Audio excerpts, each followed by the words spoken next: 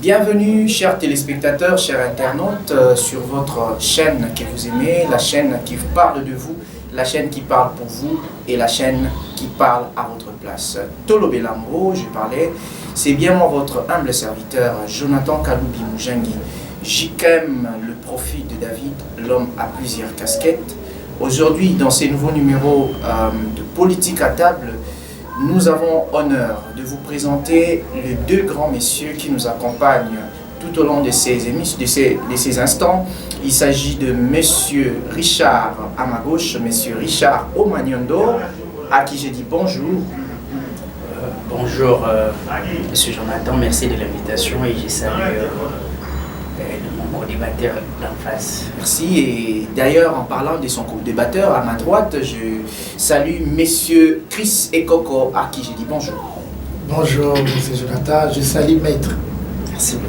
D'accord, voilà, donc les décors étant plantés, nous allons enfin décoller. Déjà, je vous signale de bien serrer vos ceintures parce que ça va vraiment chauffer ici dans notre plateau. Il est aujourd'hui mardi le 7 décembre 2021.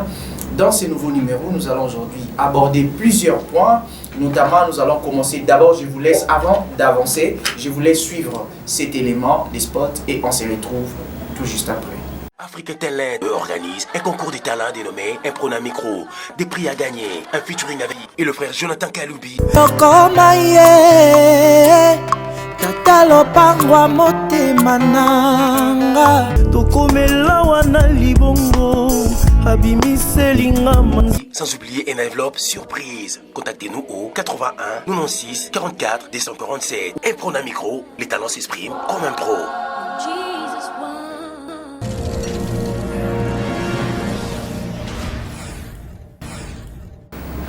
Et nous voici de retour sur ces plateaux. Chers téléspectateurs, comme je vous avais promis, nous allons aborder plusieurs sujets aujourd'hui. J'aimerais qu'on puisse entamer avec le premier sujet sur la justice. Voilà. Alors, on commence par vous, Maître Richard Omaniondo. Vous êtes chargé de la justice de votre parti MDVC. Et voilà, donc nous avons appris depuis hier la liberté provisoire de M. Vital Kamerhe alors qu'il a été condamné à 20 ans de prison. Comment analysez-vous? Merci encore de la parole accordée. Je crois qu'à l'entame de mon propos, je dois paraphraser le professeur Léon Tigui qui a dit qu'il existait des natures un antagonisme entre la politique et le droit. Et d'ailleurs, c'est un vice dans un État qui se veut un État de droit. Lorsque la politique veut emporter sur le droit, lorsque la politique veut piétiner les règles de droit, parce que le droit en réalité n'est là que pour domestiquer le pouvoir politique. Vous allez constater avec moi, pour parler de Vital Kamerhe, vous allez vous souvenir, nous avons suivi ces procès télévisés qui a pris de l'ampleur tant au niveau national qu'international. Et Vital Kamerhe qui avait, à travers ses avocats, avait présenté ses moyens de défense, mais le juge du tribunal des grandes instances de Kinshasa Gombe est allé au-delà de ses moyens. Il a condamné à 20 ans de travaux forcés avec privation, n'est-ce pas, de droits politiques de 10 ans. Et étant donné que, au regard des prescrits constitutionnels, toute personne jouit du principe de double degré de juridiction. C'est-à-dire que Vital Kamerhe, qui n'était pas content avec cette juridiction, la décision de cette juridiction, était dans le droit d'interjeter appel devant une juridiction immédiatement supérieure qui était la cour d'appel de Kinshasa-Gombe. Okay. Chose qui a été faite. Chose qui a été faite. Et la cour qui a examiné, n'est-ce pas, le jugement, l'œuvre du premier juge, a confirmé l'œuvre de ces premiers juges, mais tout en apportant une modification par rapport au nombre d'années. N'est-ce pas? Au lieu de 20 ans, c'était réduit à 13 ans. Réduit à 13 ans. Mais vous savez, c'est que moi, personnellement, comme juriste, parce qu'il faut se baser sur certaines théories en sciences politiques, notamment celle de la séparation du pouvoir. Vous savez, lors d'une interview, n'est-ce pas, à Goma, je pense, du président de la République avec le journaliste Christian Luswakino, qui est votre collègue, avec cette journaliste de la RTNC, on a posé la question au premier citoyen de la République. Le magistrat suprême, comme on l'appelle. On lui a dit, on lui a posé la question par rapport au dossier Vital Kamerhe. Et lui, sachant que la justice, le dossier est au niveau de la justice, et qu'il y a eu le premier juge qui a condamné Kamerhe, le deuxième également qui a confirmé l'œuvre du premier et que l'affaire était devant la Cour de cassation, le président va remettre en cause l'œuvre de la justice, tout en disant que Kamerhe, c'est un homme honnête, c'est un homme juste, un homme qui a encore un rôle à jouer dans ces pays. Et très important même, il a souligné. Et très important. Et messieurs, vous savez, au début de l'émission, je disais d'ailleurs à M. Chris que sous d'autres cieux, la parole du chef, c'est une loi. Et vous pensez que cette parole a justement influencé Tout même... à fait. Non, mais ce n'est pas surprenant. Nous, on savait pertinemment à partir, d'ailleurs, c'est comme ça, un président, le président de la République a une communication très mauvaise et son équipe de communication d'abord communique très mal. Parce que lui, comme le président de la République, bien que les sachant qu'il va les faire sortir, moi personnellement, je m'attendais à ça. Mais écoutez, parler de la liberté provisoire aujourd'hui, parce qu'il y a débat, est-ce qu'il y a la Cour de cassation avait respecté, n'est-ce pas, la procédure ou n'a pas respecté, le problème ne se pose pas à ce niveau-là. Parce que, conformément à l'article 47 de la loi portant procédure devant la Cour de cassation, ok, la Cour était dans le droit de lui accorder, n'est-ce pas, cette liberté provisoire. Mais là où les bas blessent, on avait présenté Kamerhe au sein de l'opinion comme un détourneur, comme un voleur. Les amis de l'IDPS aujourd'hui, je pense que j'aime leur silence. Parce qu'ils ont pensé que l'affaire Kamerhe était une expérimentation de l'état de droit. Mais ils se sont rendus compte que ce n'était que de la foutaise. C'était du véritable théâtre de Maboké. Et d'ailleurs, il y a des gens qui ont perdu leur vie. Vous connaissez le juge Yanni qui était mort en plein procès. Moi, je pense que le peuple congolais est en train de constater qu'on est loin d'une base même d'un état de droit. Comme les gens de l'IDPS, de l'Union Sacrée, veulent nous faire croire. Et vous pensez que la libération provisoire des Kamerhe n'est pas une bonne chose en fait? Non, mais écoutez, le problème n'est pas à ce niveau-là. Le problème n'est pas sur le plan juridique, en réalité. Le problème, il est ailleurs. Le problème, il est politique. S'il faut le dire. Parce que Vital Kamerhe, aujourd'hui, en RDC, la liberté provisoire ne reste que dans les textes. Dès que la personne sort, c'est une liberté définitive. Et on va revenir peut-être avec les temps. Vous allez constater que même la Cour de cassation rendra un jugement qui va annuler, n'est-ce pas, les différents jugements qui ont été rendus et Kamerhe sera acquitté. Comme le président lui-même avait dit que Kamerhe avait un rôle très important encore à jouer dans ce pays, alors qu'une personne qui est privée d'une liberté, n'est-ce pas, politique de 10 ans. Et Kamerhe, je crois, il peut avoir 70 ans. Comment, d'abord, s'il passait même 13 ans en prison, plus les 10 ans de privation de droits politiques. Parce que la privation de droits politiques, c'est à partir du moment où vous finissez à purger votre peine.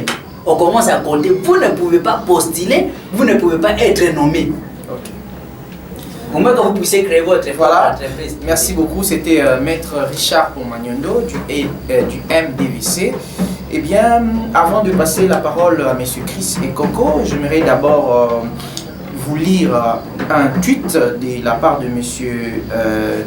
Georges Kapiamba de la CAGE, vous le connaissez, cet actionnaire du droit de l'homme qui dit, et je cite, « En accordant la liberté provisoire à Vital Kamerhe, pourtant saisi comme juridiction de contrôle de conformité de la décision d'appel à la loi, la Cour de cassation a créé un scandale judiciaire, dit Maître Georges Kapiamba de la CAGE. » Et on a également enregistré de nombreuses manifestations dans nos rues. Or, il semblerait que le membre de l'IDPS ne serait pas content de cette liberté provisoire qu'a bénéficié M. Vital Kamerhe. Alors, on revient à vous, messieurs Chris et Coco.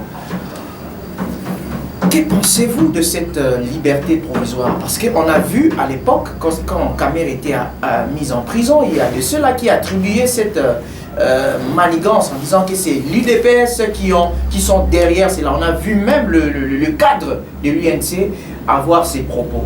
Et aujourd'hui, la liberté provisoire, on voit l'UDPS à la rue. Est-ce qu'on peut dire que ces gens-là avaient raison? C'était le prisonnier de l'UDPS? Ou comment faites-vous cette lecture? Merci beaucoup, messieurs les journalistes. Je pense que, premièrement, ce qu'il faut retenir, la libération des caméras illégales, ils ont suivi les procédures judiciaires. Okay. Ils ont suivi les procédures judiciaires. C'est ça aussi qu'on appelle l'état des droits. Ce qu'on nous avait présenté, mais le problème se pose maintenant, ce qu'on nous avait présenté comme élément de détournement, et la population, quand elle a suivi, elle avait besoin de cet argent. On n'avait pas besoin de la personne de Kamere parce qu'on n'a pas de problème personnel avec Vital Kamere. Mais la population réclamait. Vous savez, le procès a commencé par la clameur publique parce que la population a déclaré ces millions qui ont été détournés dans les projets de 100 jours. Mais malheureusement, Kamere, c'est les derniers prisonniers. Parce que tous les prisonniers qu'on avait arrêtés pour le procès 100 jours sont déjà à l'extérieur. Parmi eux, il y a ceux qui sont déjà dans l'Occident.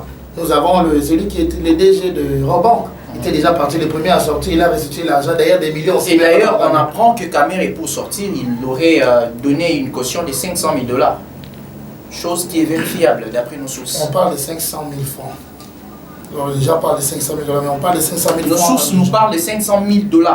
Ok. Nos sources sont aussi fiables. Pour ne pas citer le nom. Ce n'est pas suffisant parce que quand on parle de procès de 100 jours, on parle de 54 millions. Et puis il y a des 400 et quelques millions dans l'histoire de son moto. Je crois que nous sommes pessimistes à ce qui vient de se passer. C'est un spectacle, mais la République n'a rien bénéficié. Nous ne sommes pas les gens qui font la politique dans l'histoire d'arrêter pour arrêter. On arrête les gens pour récupérer l'argent de la République et punir les gens. C'est aux juristes de dire le droit. S'ils trouvent que la justice a trouvé qu'il est libéré Kamere, alors la question qu'on se pose, qu'est-ce qui a changé? Parce que rien n'est rentré dans la caisse de l'État. Alors, qu'est-ce que Kamere avait détourné? Il a déjà remis? Non. Benjamin Weng, il est DG de l'OVD. Il est déjà en Europe. Il a déjà quitté. Il était arrêté pour le problème de détournement. Non. Il a quitté frauduleusement ou on l'a libéré? On l'a libéré, il a eu sa liberté provisoire pour partir.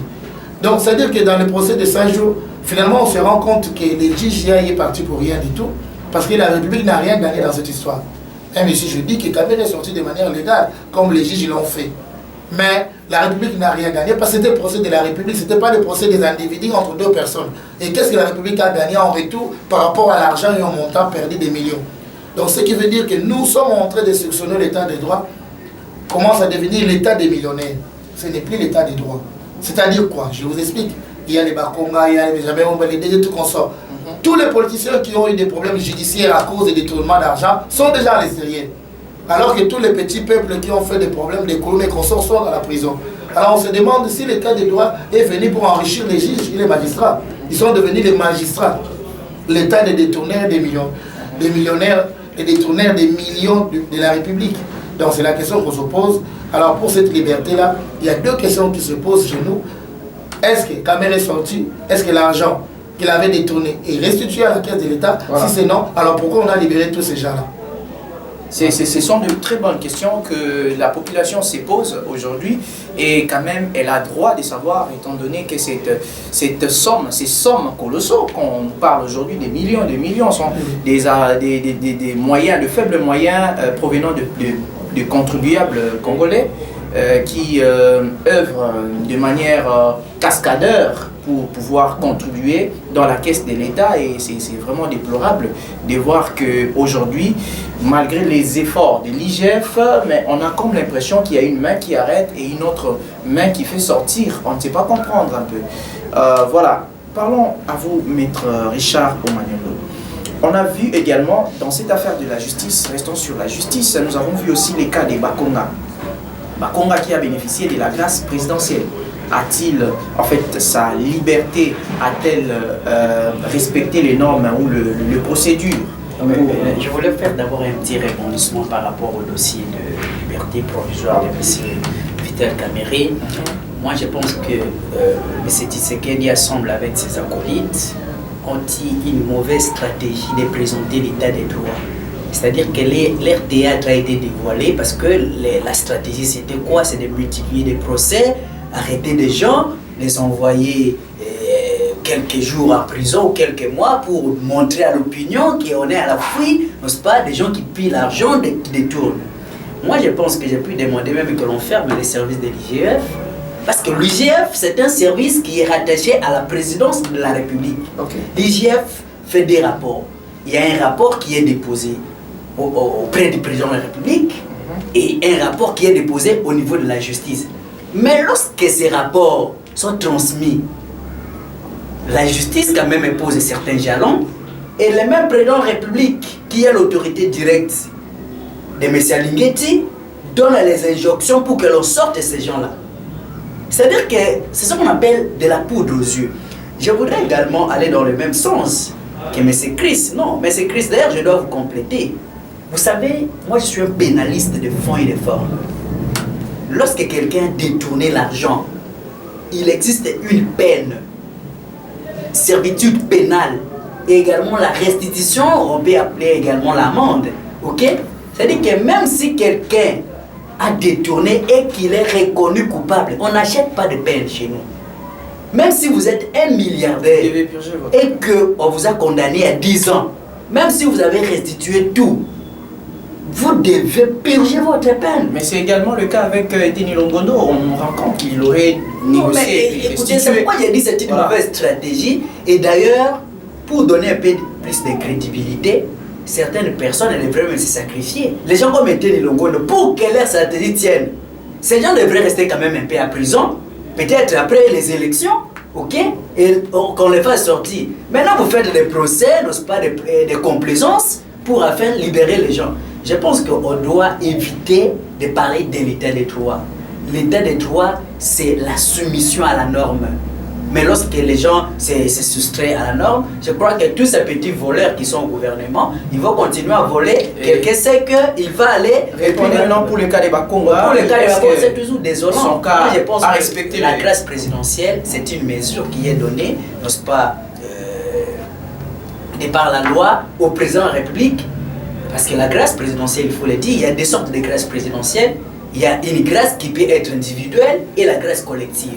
Et dans le cas de Willy Bakonga, c'était une grâce collective parce qu'il y avait plusieurs personnes qui ont bénéficié de cette grâce-là. Mais il faut le dire, que pour qu'une personne bénéficie de la grâce présidentielle, il y a des conditions, M. Jonathan. Je vous cite des conditions. Okay. Il faut que la personne puisse... D'abord, la personne qui a été condamnée, si c'est à 3 ans comme le cas de Bakonga, doit piger au moins les 1 quart, non, c'est pas de la peine. Et l'ordonnance de la grâce présidentielle doit énumérer les infractions pour lesquelles la personne gracieuse a été graciée. Et ici, dans le cas, l'ordonnance parle des blanchiments d'argent, les blanchiments des capitaux. Vous comprenez? Bakonga et son frère et son fils ont été condamnés pour cela, donc ils étaient exclus déjà. Mais moi, je me pose la question. Au niveau de la présidence de la République, c'est tout un service public. Comment expliquer, vous faites signer au président une ordonnance que vous-même, vous ne prenez pas soin de savoir qui va sortir et qui ne va pas sortir? Et au niveau du ministère de la Justice, c'est que je n'aime pas aussi entrer dans des questions aussi avec légèreté comme ça. Moi, je pense que le président Tshisekedi a lamentablement échoué. Il a montré la face du monde. Comment ça? Oui. Parce que... Non, mais il n'a pas lamentablement échoué. Non. Excusez-moi. Il a lamentablement échoué. Lamentablement échoué, je vais vous montrer. Il va gérer son temps. Il vous reste encore quelques secondes. Je réponds, je vais lui demander. Maître, lamentablement échoué. Comment il a lamentablement échoué sur le plan de la justice? Parce qu'il faut le dire, la justice, l'état de droit égale la justice. Vous comprenez? Et lorsque lui, assemble avec moi, nous constatons qu'il y a un dérapage grave. Tous les prisonniers, c'est lui-même qui l'a dit, que tous les prisonniers qui ont été arrêtés pour détournement sont dehors. Est-ce qu'on va parler aujourd'hui que M. Tshisekedi a réussi sur le domaine de l'état de droit? Parce que, écoutez, la vision de l'IDPS comme parti politique, c'est l'état de droit. Merci. Bon, voilà, Maître Richard, plutôt M. Chris. Est-ce qu'on peut dire que le président Félix avait raison lors de son élocution avec M. Christian Lusakweno quand il a inversé la justice pour dire qu'il y a encore beaucoup de travail à faire là-dessus et il n'est pas tout à fait satisfait de ce qu'est la justice actuelle? Est-ce qu'aujourd'hui, avec tout ce que nous enregistrons, Est-ce qu'on peut dire que Félix Tshisekedi avait déjà vu le mal avant qu'il n'arrive? Je crois que le chef de l'État ne travaille pas seul. Le chef, c'est un visionnaire. Il a donné l'impulsion de l'État des droits. Il a donné des directives aux magistrats. Le chef est allé loin, même dans la même interview que vous parlez. Il a dit que la justice est un peu influodée. Il a même mis en garde le membre de son cabinet pour dire qu'un magistrat qui est en train de traiter son dossier judiciaire, lorsqu'il y a un conseiller qui vient lui dire de sa part qu'on puisse l'arrêter, arrêter ses conseillers parce qu'il ne peut pas envoyer des conseillers pour intervenir dans les dossiers judiciaires, il respecte la séparation du pouvoir. Mais il ne faut jamais oublier que mon frère, nous sommes dans le même, avec des mêmes personnalités. Il y a un changement à la tête de la République, il y a une volonté. Là, il ne faut pas nier, avec les chefs, il y a quand même une volonté. On connaît aujourd'hui le détournement des sommes qu'on n'entendait pas parler, mais aujourd'hui on entend parler. Et puis l'argent commence à entrer dans la caisse de l'État. Donc l'IGF a contribué. L'IGF a beaucoup contribué. Aujourd'hui, on connaît les budgets, on connaît voilà, l'évolution et qu'on sort dans des entreprises. On voit l'évolution. Mais dans l'état des droits, comme je vous dis, les magistrats, ils sont habitués dans les détournements. Je crois que la majorité des magistrats ne veut pas comprendre la vision du chef de l'État. Ils sont en train de libérer tout ça. Quand vous voyez le ministre de la Justice qui semble dormir dans son bureau, parce que comment une ordonnance présidentielle qui est complétée, qui est passée par son bureau, donc le premier, le deuxième nom, c'était Joël Bakonga, Willy Bakonga, tel qu'on nous a présenté par des réseaux sociaux et par des sources. On nous a dit que le premier et le deuxième nom, c'est le nom de Willy Bakonga. Et cette liste-là de la grâce présidentielle est arrivée au mois de juillet, depuis le 21 juillet, au ministère de la Justice. Est-ce qu'elle était déjà, à ces postes-là, la dame? Mais elle était déjà depuis l'année passée, donc. Oui. Et comment elle n'a pas pu voir ça et puis après il commencerait à faire des tweets comme quoi qu'on le retourne en prison? Mais comment madame ne peut pas voir ça? C'est la deuxième fois qu'elle dit qu'elle ne sait pas comment les gens sont sortis. Je crois qu'elle est responsable elle est responsable de son ministère, je voulais dire, d'un pouvoir de régulation. Parce que sans la loi, sans la justice, c'est la jungle. Voilà. Et quand elle est ministre de la Justice, elle garde des choses, c'est-à-dire elle garde la loi. La loi, c'est l'équilibre de la République. Moi, je crois que madame de la Justice, ma ministre de la Justice, doit faire beaucoup d'efforts pour essayer de matérialiser les projets, la vision du chef de l'État des droits. Sinon, nous allons naviguer en vide. Voilà, voilà pour finir un peu en fait, clôturer cette question, cette affaire de la justice. Nous allons aussi voir un cas avec Bokanga Lonzo et Ram. Donc, on commence par vous, mais bon, comme vous avez la parole, vous entamez directement avec cette histoire de Bokanga Lonzo. Parce qu'on a vu la Cour suprême, c'était la Cour suprême qui s'est, la Cour constitutionnelle qui s'est dit que voilà, ils sont pas incompétents, ils sont incompétents pour juger cette affaire. Vous pensez que c'est aussi politisé cette histoire? Merci, c'est ça l'état des droits. Je crois que quand les juges ont fait appel, il a convoqué, donné l'invitation à Matata pour nous, tout le monde. On disait que Matata n'est plus premier ministre. Pour la Cour conseil juge des premiers ministres et des chefs de l'État en exercice. Matata n'était plus premier ministre. Il a changé de fonction, il est devenu sénateur. Même si les événements sont passés, mais la personne est au présent. Donc, c'est-à-dire que Matata est sénateur. Donc, on devait normalement envoyer son juge naturel en cour de cassation. Mais là, en fait, sur le fait qu'on l'accuse, est-ce qu'on va accuser le sénateur Matata ou on devrait plutôt juger le sénateur Matata ou juger l'ancien Premier ministre en fonction qui a connu le... On juge le sénateur Matata qui était ancien Premier ministre. C'est le sénateur Matata aujourd'hui qu'on juge, qui est ancien Premier ministre. Donc Matata est encore au présent, il n'est pas au passé. Donc on juge le sénateur Matata qui est ancien Premier ministre. Oui. Donc ça veut dire que c'est un peu ça, donc il devait partir sur son juge naturel. Donc là il faut attendre maintenant l'autorisation de... Mais ce que moi je suis en train de déplorer, comme je viens de le dire ici, nous ne voulons pas de justice spectacle. C'est-à-dire juger pour juger. Nous avons besoin des éléments de détournement et que l'argent entre dans la caisse de l'État. Matata Pono est allé faire l'agriculture à Bandundu pour sortir l'école à Maniema. Donc vous voyez que c'est vraiment jouer avec l'argent de la République. Des millions de dollars, des engins qui sont venus d'Afrique. Quand vous allez à Bokanga Lonzo, vous verrez, il y a des engins, il y a des choses là-bas mais qui n'ont rien fait parce qu'on est en train d'aller germer là-bas. On a été faire des germer là-bas et pour aller récolter à Maniema. Donc vous voyez qu'il y a des millions de dollars. Je peux conclure que des millions de dollars doivent revenir à la caisse de l'État. Ce ne sont pas des procès des individus, ce sont des procès des personnes qui ont géré la République. Et cet argent-là doit retourner à la caisse de l'État pour aider à avec des problèmes que nous avons, surtout les problèmes alimentaires qui posent problème jusqu'aujourd'hui. Et aussi, sans oublier le problème de la gratuité de l'enseignement de nos enfants. On a quand même besoin d'avoir des enfants bien instruits. Alors, revenons à vous, maître Richard Omaniendo, avec cette histoire de la justice. Finalement, on a vu Matata Mpogno être, je ne sais pas, la Cour constitutionnelle s'est lavée à la Pilato, disant qu'elle est incompétente pour gérer cette affaire. Et aussi, vous allez répondre sur l'affaire Ram, l'aboutissement dans la justice. Où en sommes-nous? Vous savez, j'aimerais ici paraphraser le professeur Balou Nabameya, qui dans le propos dans son ouvrage des procédures pénales disait que les procès pénals étaient liés autant qu'est lié. Okay. Un lié où se cristallise, se formalise toutes les réactions de la société.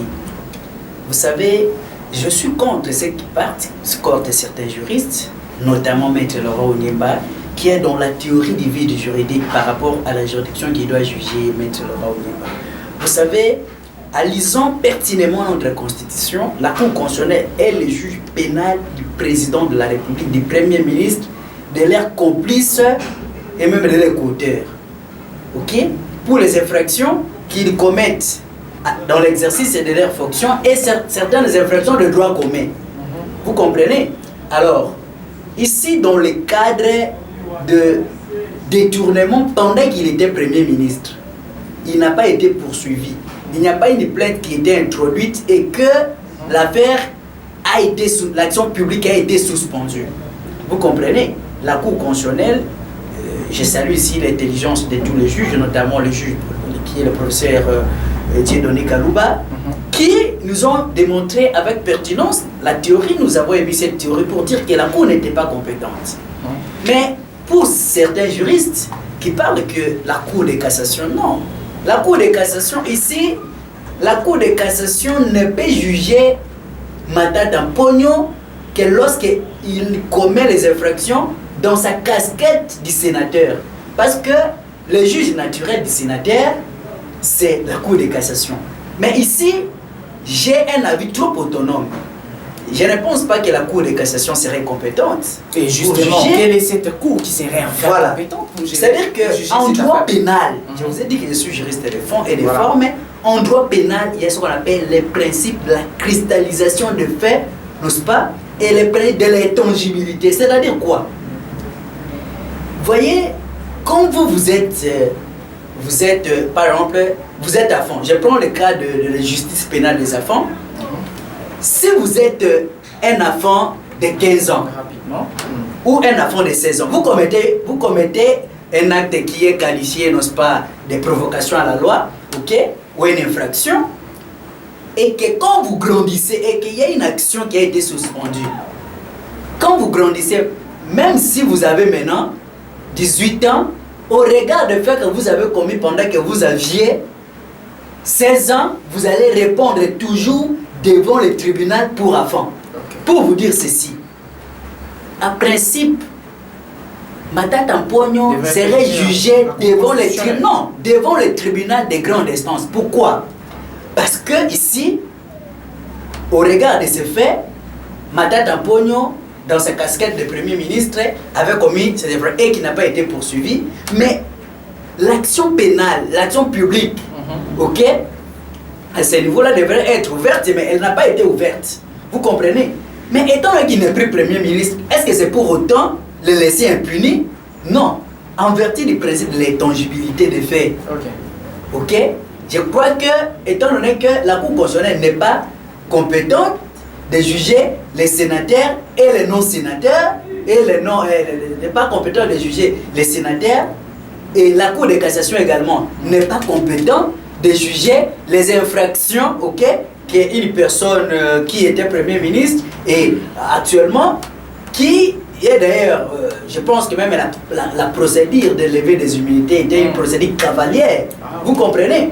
C'est comme ça, moi personnellement, je pense que les tribunaux de grande instance seraient compétents. Mais à ce niveau ici, j'aimerais vous dire que notre justice n'a pas de problème.